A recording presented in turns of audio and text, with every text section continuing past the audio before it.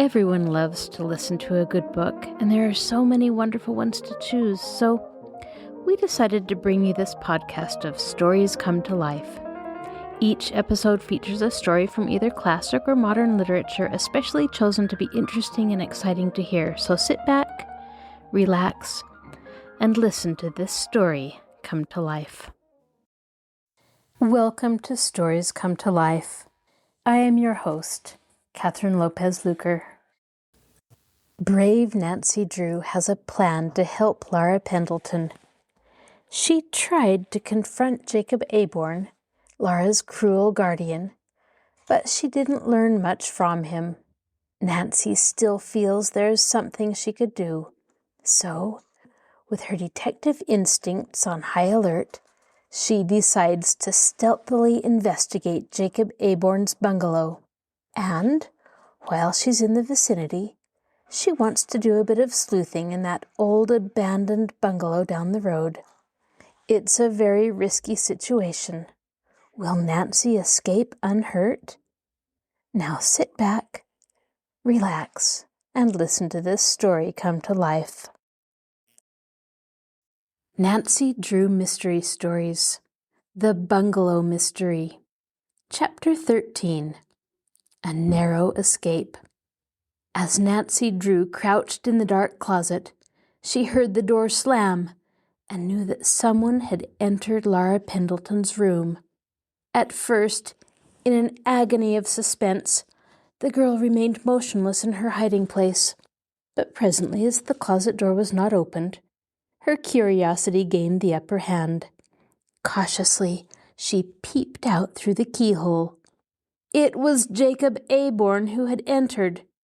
She saw that he had placed an oil lamp on the desk and was busy at Laura's dressing table. Apparently, he had not heard Nancy, for he did not glance toward the closet. Ruthlessly, the man jerked out drawers from the dressing table and emptied the contents upon the bed. As he surveyed the assortment of bottles and boxes, he gave a disgusted grunt. What was he looking for, Nancy wondered. She was not left in doubt long, for Jacob Aborn muttered to himself, "Drat that girl! She got away with all them jewels. Wait till I get hold of her again." His fists clenched, and a vicious, cruel expression settled over his face. As Nancy Drew gazed upon Jacob Aborn, there was no longer any doubt in her mind as to the character of the man. He was a common thief. It was now clear to her that his sole interest in Laura was to get possession of her property. Only her opportune escape from the house had prevented him from stealing her mother's jewels. Nancy was frightened by her discovery, for now she realized that she was dealing with a hardened criminal. She dared not think of what might become of her should he learn that she was spying upon him. How did he ever get to be Laura's guardian? She asked herself in bewilderment. I can't believe that Mrs. Pendleton knew his true character, or she wouldn't have entrusted her daughter to him. Her thoughts along that line came to an abrupt end as the man moved toward the closet. Fearfully, Nancy ducked down behind Laura's dresses again and prayed that she would not be discovered. The closet door was jerked violently open, and Jacob Aborn looked in. Nancy held her breath, each minute expecting to be dragged from her hiding place. The man gave the closet only a casual glance and then turned away. "Bah!" he muttered savagely. "Nothing but clothing. A lot of good that'll do me. It's money I want." The man was about to close the closet door when he came to a sudden pause. "Might be a good thing to look over some of these clothes," he murmured. "She may have left something hidden there. Can't tell what girls are up to these days." Nancy's heart sank within her, because she felt that if the man took down any of the dresses behind which she was hidden, she would surely be discovered. She hardly dared breathe as she wondered what would happen next. The man took down the first dress within reach and stepped out to examine it in the light. He found nothing in the garment and threw it rudely over a chair. Then he came back to the closet. As he reached in, Nancy felt that discovery was close at hand. She wondered whether she could dash past the man, down the stairs, and get out of the building before he could grab her. Before he could get hold of the next garment, an interruption occurred. There was a loud noise downstairs, which made both the man and Nancy start in surprise. "What in thunder was that?" muttered Jacob Aborn. He was evidently much disturbed, and, turning abruptly, he ran out into the hall. Then Nancy heard him going down the stairs. The girl thought of the window in the rose trellis. Could she make her escape that way during Aborn's absence?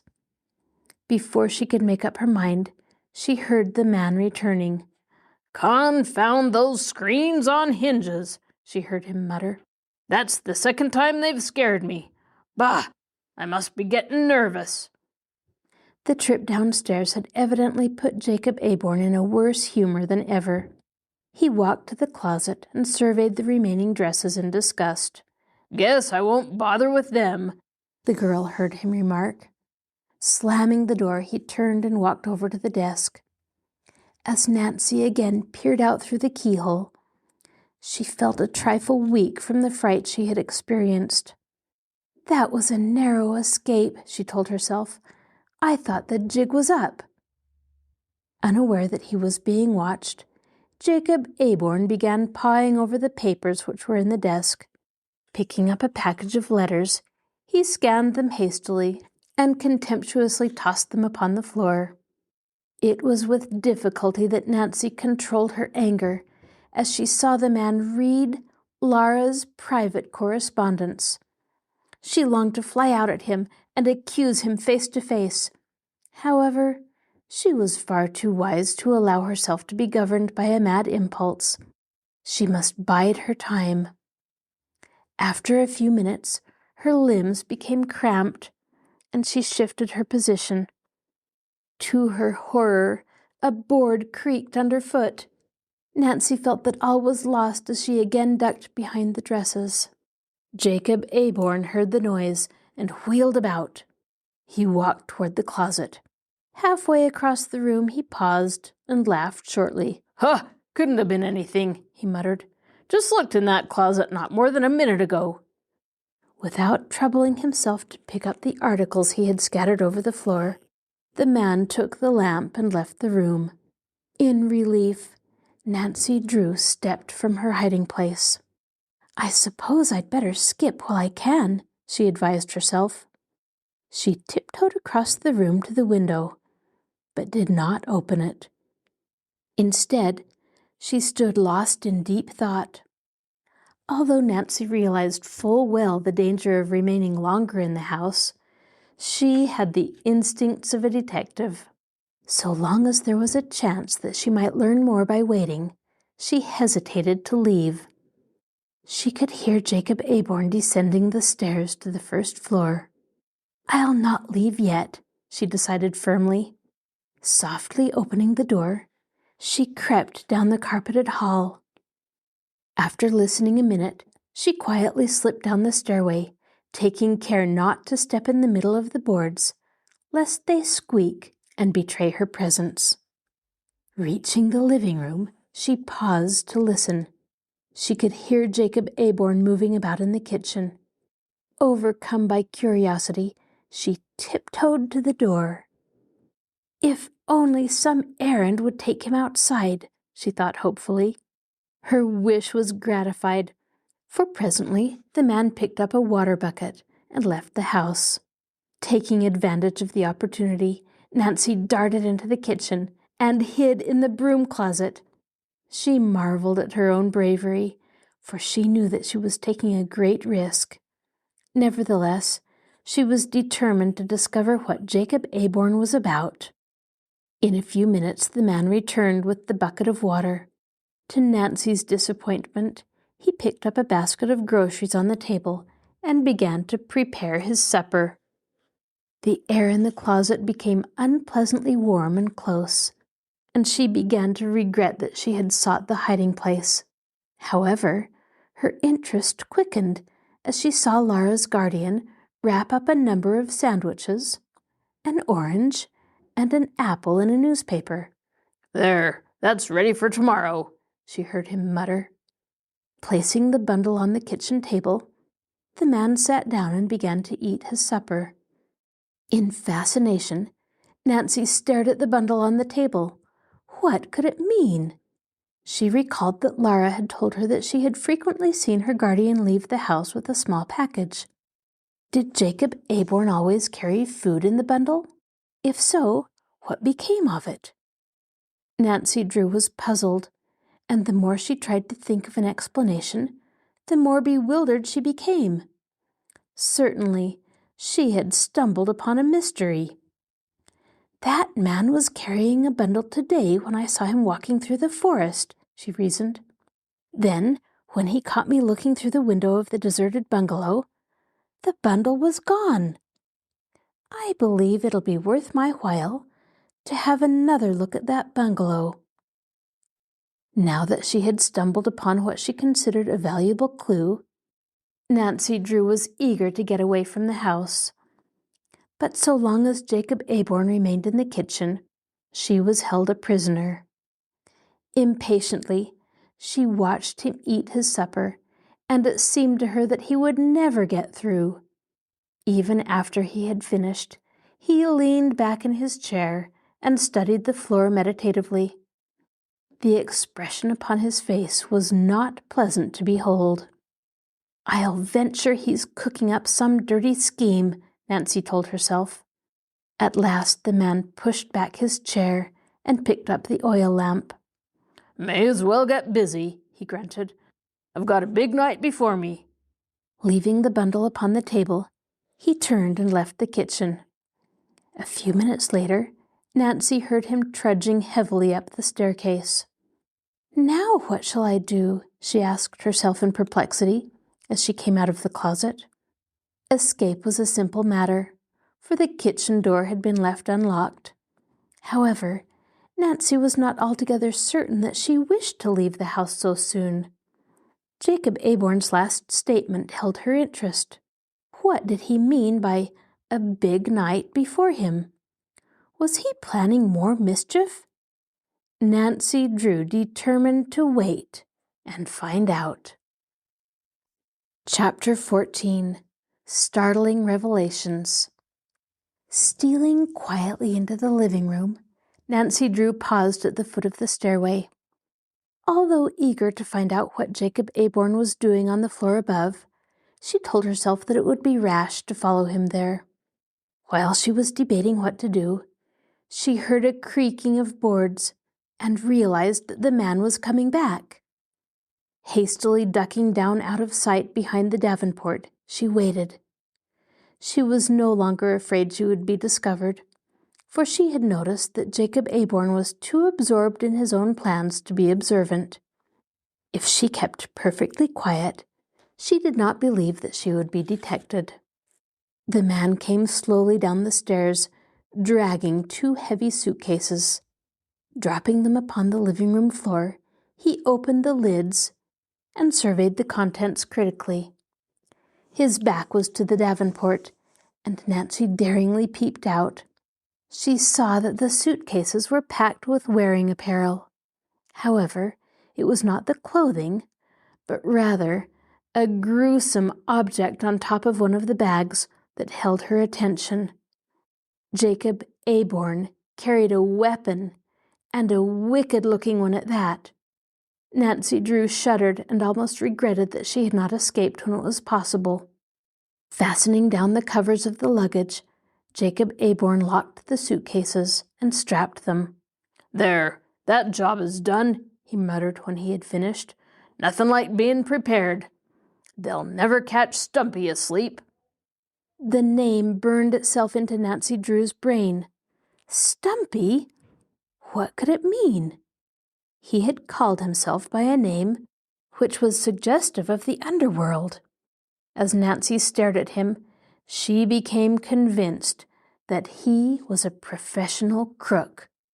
Laura was indeed under the control of a dangerous guardian. Her reflections were cut short when Jacob Aborn placed the suitcases against the wall and turned toward a small safe in one corner of the room. In amazement, Nancy watched him work at the dial. After he had made several unsuccessful attempts to open the door, it finally swung open. With a grunt of satisfaction, the man removed several packages of bank bills. His eyes became greedy and gloating as he gazed upon the money. Nancy had no way of telling the denomination of the bills, but she felt certain that Jacob Aborn held a small fortune in his hands. Where had he secured the money, and what did he mean to do with it? "I may as well leave it here until tomorrow," the man grunted. He placed the neat packages of money back in the safe and, closing the heavy door, turned the dial. Then, with a tired yawn, he moved toward the staircase. "Guess I'll turn in. Gotta be up early tomorrow." He climbed the stairs, carrying the light with him. Nancy heard him enter a bedroom and slam the door. Soon the house became quiet. Slipping noiselessly from her hiding place, Nancy Drew tiptoed toward the kitchen. Due to an oversight, the back door had been left unlocked and opened readily. With a sigh of relief that she had at last escaped unharmed from the house, Nancy stepped out into the night. It was very dark, for there was no moon. She crossed the clearing and rapidly set off through the forest, using her flashlight to guide her steps. Her adventures were beginning to tire her, and before she knew it, she took a wrong path and presently brought up in the midst of some bushes and rocks. "My gracious, this isn't right," she told herself. "Why, I really believe I've lost myself." She turned the flashlight downward and saw before her a spring of water. A tin cup was on a nearby rock. "Well, anyway, here's where I can get a drink," she told herself, "and goodness knows I'm thirsty enough." The water was clear and cool, and the drink refreshed Nancy very much. Placing the cup where she had found it, she retraced her steps, and after a few minutes of walking, found the spot where she had gone wrong. With more care, she set off through the forest. It was dark and silent, and she could not repress a feeling of intense loneliness as she proceeded. A few minutes later she reached the roadster, which she had hidden behind a clump of bushes. As she climbed in and sank back against the cushions, she considered her next move. Until now, she had had no time to work out a plan of action. Of one thing she was certain: Jacob Aborn was a criminal. She was convinced that he intended to run away from Melrose Lake, for otherwise he would not have packed his suitcases. Undoubtedly, he intended to take the money which was in the safe with him. Nancy had no proof that it did not belong to him, but in her mind there was a growing suspicion that he might have stolen it from Laura Pendleton's estate. "At least he won't try to get away tonight," she reasoned, "because he's gone to bed. And he said something about needing that bundle of food tomorrow." Nancy was at a loss to know what to do next. Although convinced that Jacob Aborn was a criminal, she was well aware that she had no evidence against him. In court it would merely be her word against his, and if it came to that, she would be embarrassed to explain her presence in the house. "I must get definite proof," she thought. Groping for an idea, she again thought of the old bungalow in the woods. "I'm sure it has some connection with the mystery," she reasoned. "While Jacob Aborn is out of the way, I'll do a little sleuthing." To think was to act with Nancy Drew, and it required but a few minutes for her to drive the distance from Jacob Aborn's residence to the deserted bungalow. Although the night was dark, she found the side road without difficulty. Halting the car in the bushes, she picked up her flashlight and started toward the bungalow. Not without misgiving, she pushed through the forest. I hope my flashlight doesn't play out, she worried. I'll never find the bungalow if it does. There was no path leading through the woods, but Nancy was fairly certain of her directions. Soon she stepped out into a tiny clearing and, directly ahead, saw the old bungalow. Hurrying across the open space, she paused in front of the building. It was dark and silent, but as she gazed upon it, an uneasy feeling took possession of her. Her inner self seemed to warn her not to enter the bungalow. "This is no time to hesitate," she told herself sternly. "If Jacob Aborn is to be caught, I must gather my evidence tonight. Tomorrow he may skip out." As Nancy moved toward the rear of the bungalow, she glanced down at her flashlight and was alarmed to see that it was beginning to grow dim. "Just my luck to have it go out when I need it the most," she thought in disgust. In an attempt to save the battery, she switched off the light. As her eyes became accustomed to the dark, she was able to see a little. Nancy was determined to effect an entrance, but just how it could be accomplished, she did not know. A tour of the bungalow revealed that all of the doors were locked. This she had expected. The boards had fallen from one of the windows, the one through which she had peered that afternoon when surprised by Laura's guardian. However, the window was high above her head, and even if she stood on a box, she doubted that she could raise herself to the ledge. Undaunted, she examined the other windows, and on the south side of the bungalow found one which opened from a porch. It was boarded up, and her efforts to dislodge the barrier were futile. Resistance only whetted Nancy Drew's desire to enter the bungalow, and at once she began searching the yard for something with which to pry. After an unsuccessful hunt, she was forced to switch on her flashlight for a few minutes until she found a stout stick which would serve her purpose. Wedging it in between the boards, she pried with all her might. For a moment, the first board offered stubborn resistance, and then, with a groan and a squeak, gave way. The remaining boards were removed with less difficulty. To Nancy's joy, the window was unlocked. Pushing it up, she peered into the living room. It was dark, and she could see nothing.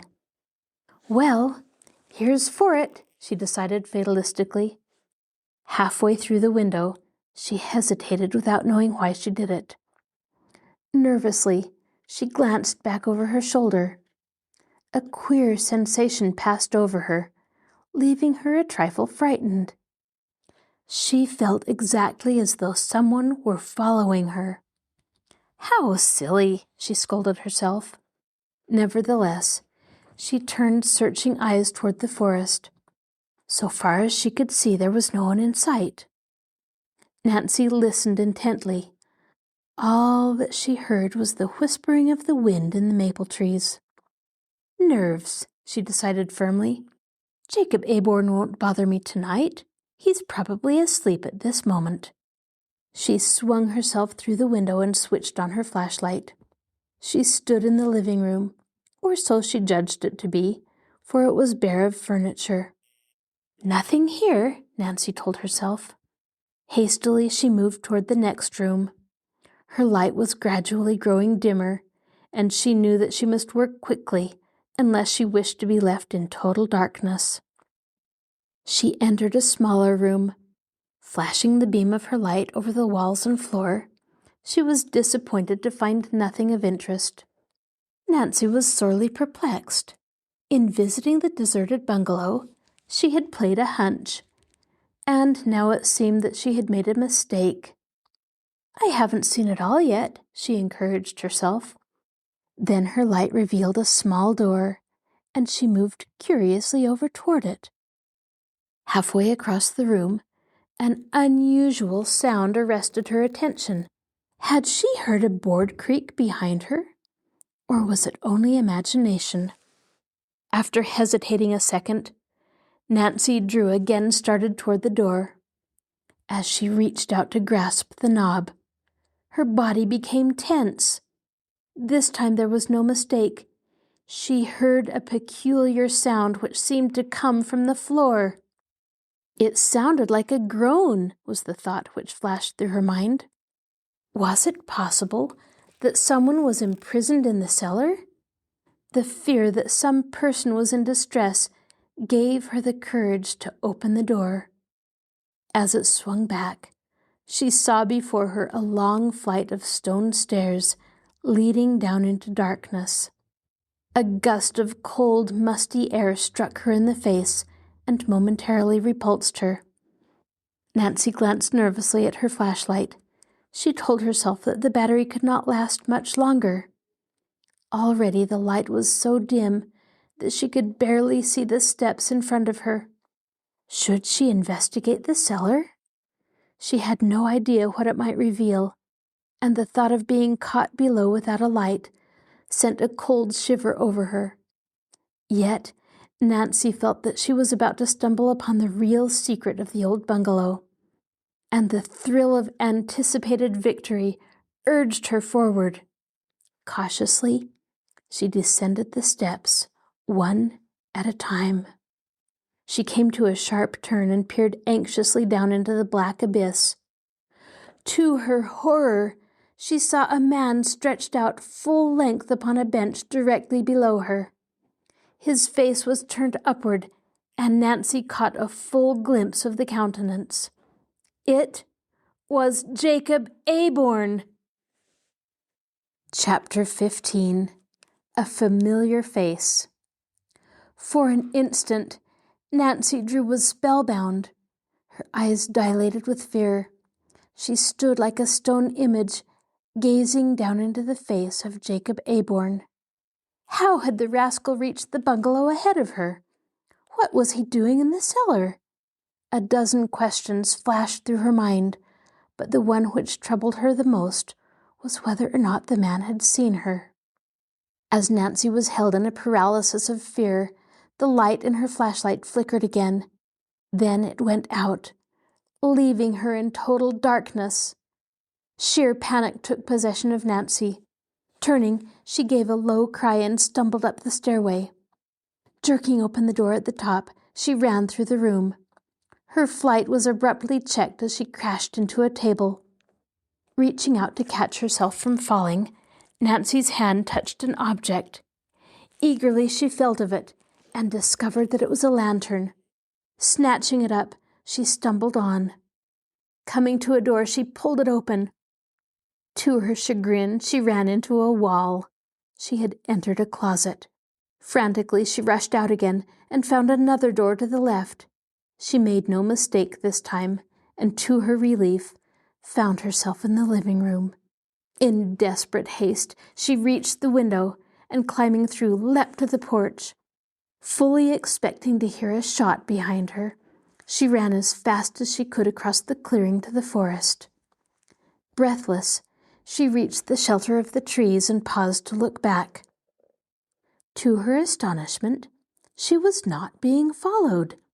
Jacob Aborn was nowhere in sight. The old bungalow appeared as deserted and silent as before. "That's queer," she told herself. "Perhaps he didn't see me after all." A moment's serious consideration convinced her that this reasoning was not logical, for she had made a great deal of noise clattering up the steps. It was inconceivable that he had not heard her when she stumbled into the table, nearly overturning it. "I don't believe I imagined it," she thought in perplexity. "I'm sure it was Jacob Aborn I saw in that cellar. But how did he get here ahead of me?" She gravely reflected for a minute. Laura's guardian had retired to his bedroom before she had slipped from the house. Presumably she had left him sound asleep. How could he have dressed and reached the bungalow so quickly? "I wonder if it could have been Jacob Aborn," she mused. "After I left his house, I didn't waste a minute. I came directly here in the roadster. He couldn't have beaten me unless he flew."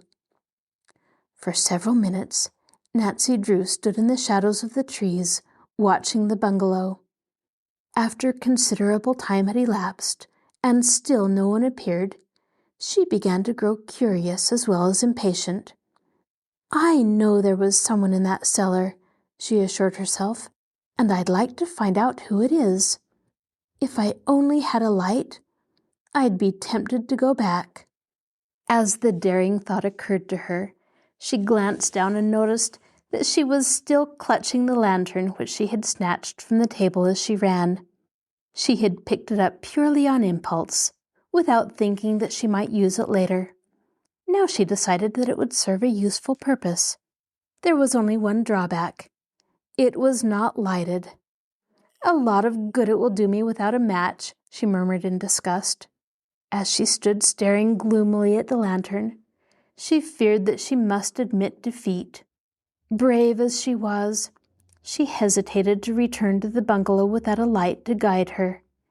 If only she had brought an extra flashlight battery with her, or her father's revolver. "I wouldn't be afraid if I had some way to protect myself," she told herself, "or if I could see where I was going." As she stood gazing moodily at the old deserted house, a thought came to her. Eagerly, she began to search through her pockets.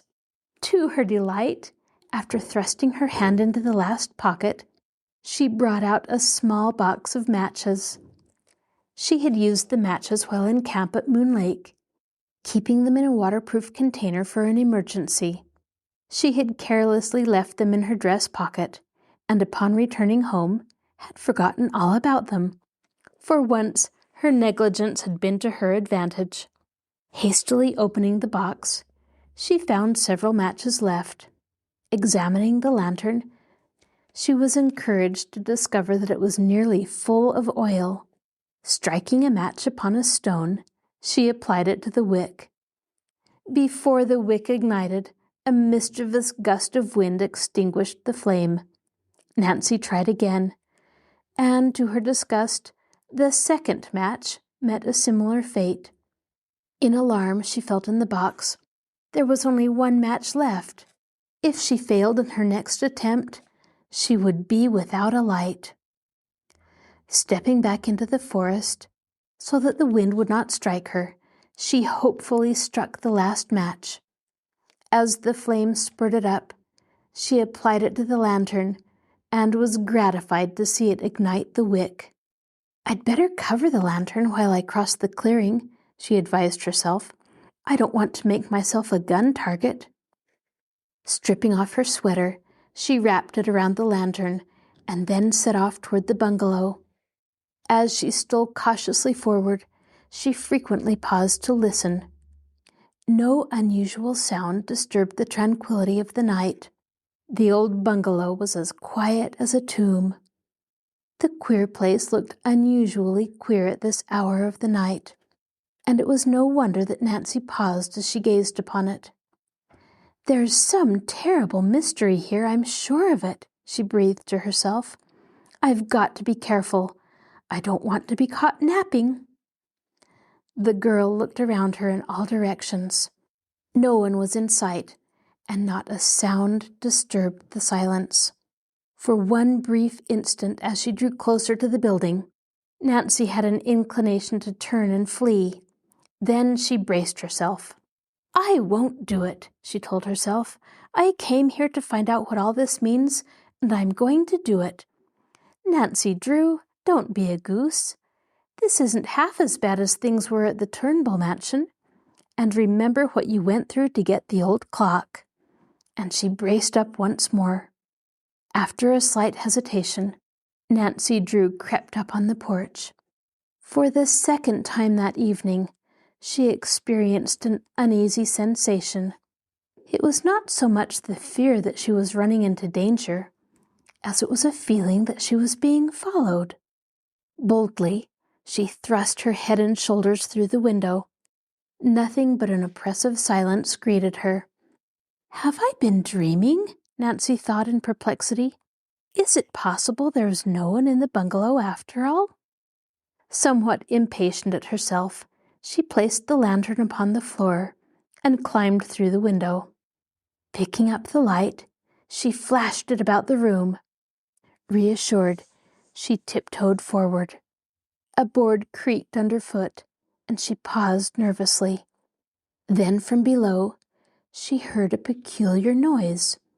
It sounded like a moan of pain. Startled, Nancy Drew held herself rigid, scarcely daring to move a muscle. As she listened, she heard the sound again. This time she knew there was no mistake. Someone had groaned. "Oh, what shall I do?" she asked herself nervously. "Who can that be?" At that moment, a pitiful cry arose from the floor below. "Help!" Nancy opened her lips, but no sound issued forth. She tried again, and scarcely recognized her own voice. "Who's there?" she demanded shakily. The only response was another feeble call. "Help! Help!" The cry echoed through the deserted bungalow, ending in a plaintive wail. Then the house became silent. Chapter 16. What Nancy Discovered. When Nancy Drew heard the cry for help, she no longer considered her own safety. The thought that someone might be in pain drove her to action. Summoning all her courage, she hurried to the cellar door and opened it. Reaching the first landing, she stood listening quietly. The scratchy rustling of a mouse in a wall nearby caused her to catch her breath. "Why, it's only a mouse," she told herself. "I'm certainly not going to let that scare me." Nevertheless, she came to a standstill and did not attempt to move again until the sounds made by the mouse had died away entirely. Then she braced herself once more. She took a step forward, holding the lantern before her. Cautiously she crept down the first step, and then paused again. She wondered what awaited her in the depths of the dark cellar below. Then there came to her ears a faint, metallic clank. It seemed to proceed from below, and she was at a loss to understand what it could have been. There it was again. But this time it came as a series of metallic sounds, and Nancy realized that she was listening to the clanking of chains. Was it possible that someone was confined below in fetters? She asked herself. Then another thought came to her. Perhaps a vicious dog was chained in the cellar, ready to throw itself upon any intruder. Almost at once, Nancy dismissed the fear. If it were a dog, she told herself, it would have growled at her first approach. Thus reassured, she held the lantern before her and slowly descended the stairs, peering anxiously into the murky darkness. Turning the light upon the spot where she had seen the man on her previous excursion into the cellar, she beheld a disheveled human being lying on a bench against the side of the stone wall. Nancy started backward, and the lantern wavered in her hand. She was almost sure that the man before her was Jacob Aborn. Tempted to run away, she overcame the impulse, and again peered critically down at the white face, which was turned toward her. "It isn't Jacob Aborn," she decided, "but there is a startling resemblance." No longer afraid, Nancy Drew rapidly descended the stairs to the cellar. With a cry of pity, she ran toward the man who lay so quiet and still on the bench. In reality, the cellar was a dungeon, for the walls were of solid stone, and there were no windows. Not a ray of light filtered into the horrible place. The room was damp and musty, and as she accidentally brushed against a wall, it felt clammy and cold to the touch. A heavy chain was fastened to the wall above the bench. To Nancy's horror, the end of the chain was attached to the prisoner in such a way that it allowed him some freedom of motion and yet held him a captive.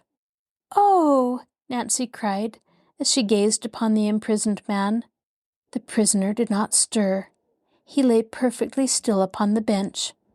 "Oh, he can't be dead," Nancy whispered fearfully. Dropping down on her knees, she felt the man's pulse. It was faint, but regular. "He's just unconscious," she thought in relief.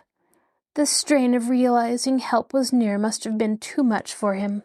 She fell to work chafing his wrists, and for the first time noticed the cruel crimson marks which had been caused by the chains. "I wonder what fiend is responsible for this," she asked herself angrily. Now that she gazed directly into the man's face, she wondered how she could have mistaken him for Jacob Aborn. To be sure, the men were of the same build, although the prisoner appeared gaunt and thin, as though he had not been properly fed during his captivity. Their features were similar also, but while Jacob Aborn's face was characterized by harsh lines, this prisoner had a gentle, kind expression. Nancy Drew did not further concern herself with the man's appearance, for she was alarmed that he did not recover consciousness. "I must do something," she thought desperately. "Perhaps I can find some water."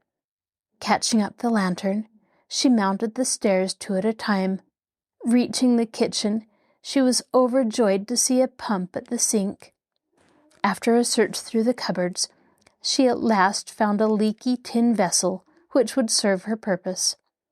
Quickly filling it, she rushed back to the cellar. Wetting her handkerchief, she applied it gently to the prisoner's forehead. When he did not revive, she sprinkled a little of the water on his face. The man stirred slightly and moaned. Encouraged, Nancy again soaked her handkerchief and applied it to his head. She saw that he was regaining consciousness. Then the prisoner's body twitched violently, and his eyes fluttered open.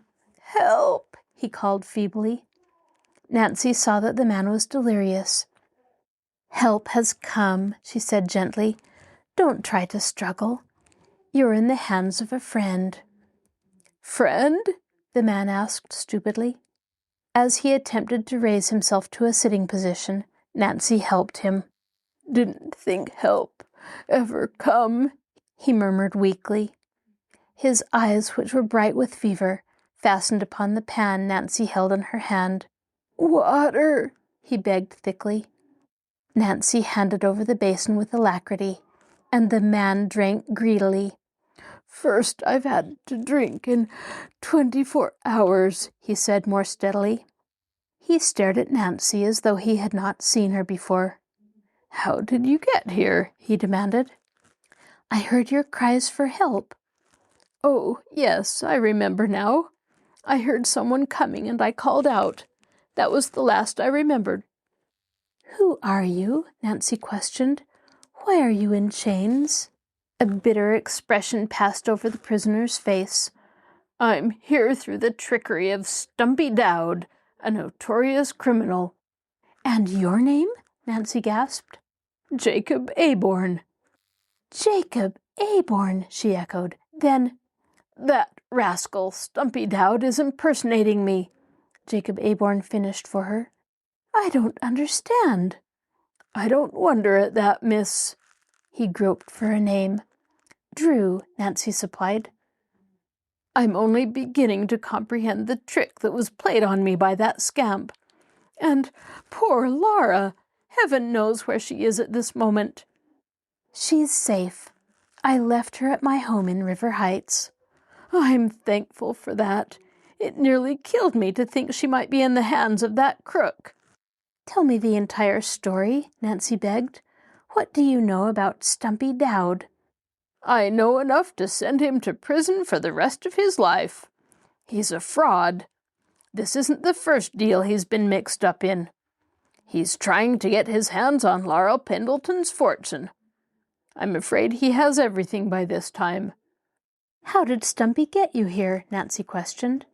"One night about 2 weeks ago he came to my house, the bungalow on the lake, on the pretense of seeing me about a business matter." "Then you own that house that Stumpy is living in?" Nancy interrupted. "Yes, I thought it would make a nice home for Laura. Well, Stumpy came to my house to see me, and as soon as he began to ask questions about the Pendleton estate, I was suspicious. Finally, I ordered him from the house. He drew a gun on me. And there was no one to help you? No. I had intended to leave for Moon Lake the following day, and had given the servants a vacation. I was alone in the house. I put up a fight, but when I was semi-conscious from a blow on the head, that scoundrel forced me into this deserted bungalow. You haven't been here for 2 weeks. Jacob Aborn nodded grimly.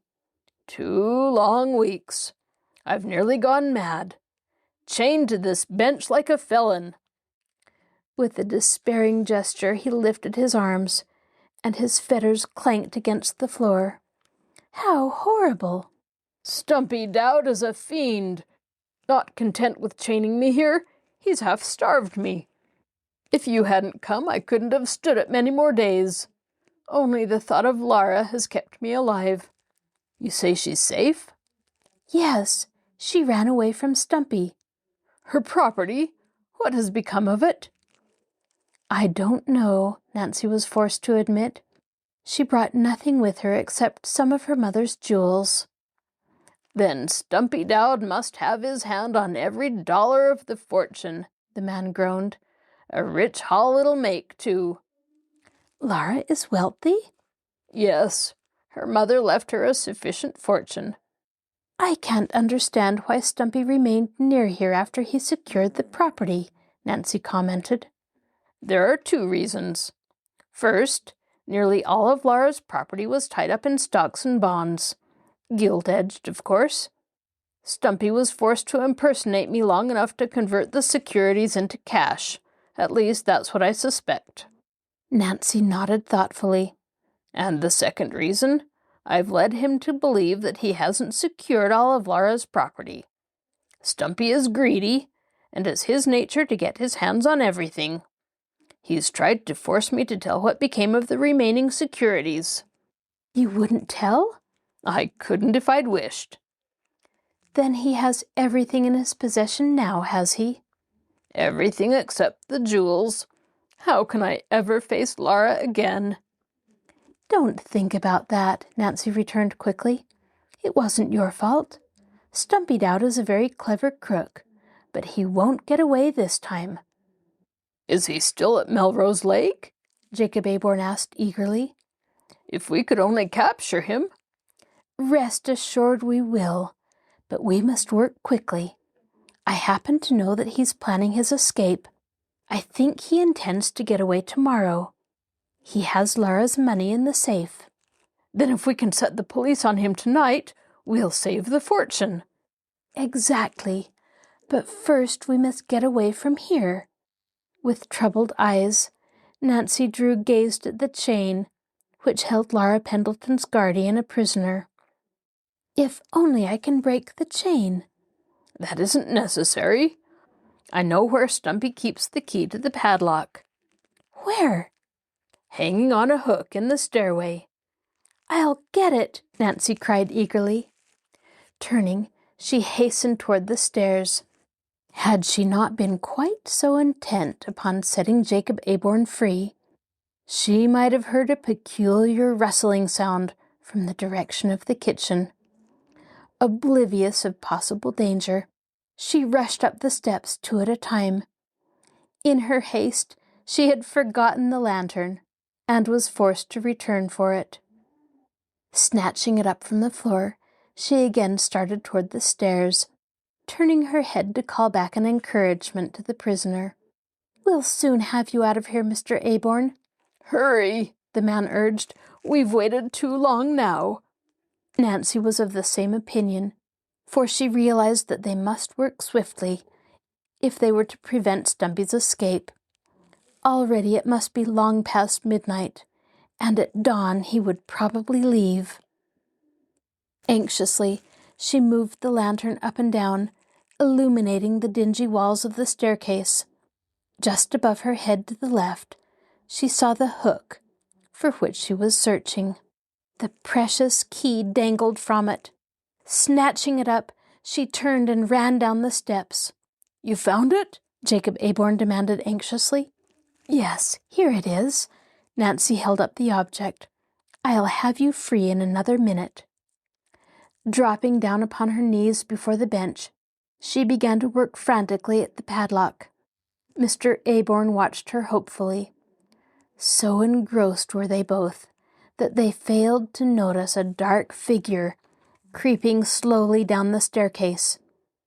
Nearer and nearer he came, an ugly revolver gripped tightly in his right hand. Suddenly, Jacob Aborn glanced up, and a look of horror froze upon his face. "Look out!" he shouted. This is your host, Kathryn Lopez Luker. Thank you for joining us for this episode of Stories Come to Life.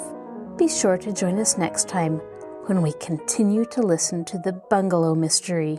You can find a link to our podcast on the Marshall Public Library webpage, www.marshallpl.org. I'll talk to you again soon.